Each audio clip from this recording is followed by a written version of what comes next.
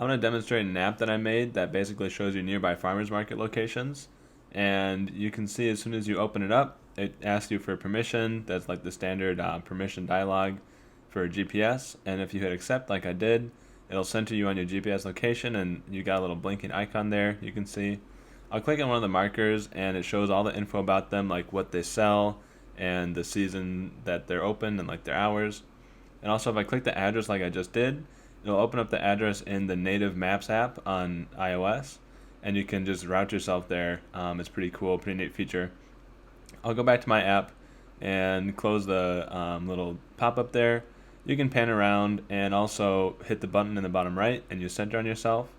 Now I'm going to show off the search feature by clicking that thing in the top right, and you can put in like a city or a state or any kind of address really, and it'll try to find the latitude and longitude for your location.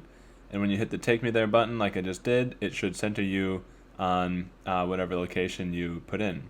So here I am, I moved over to St. Louis.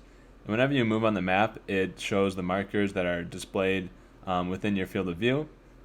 And one last thing I want to show off is changing the settings in my app.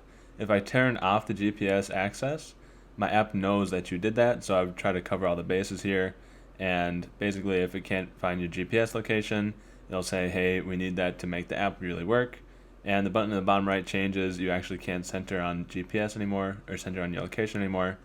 So I'll go back to allowing GPS, hit the button in the bottom right, and I should go right back to San Francisco.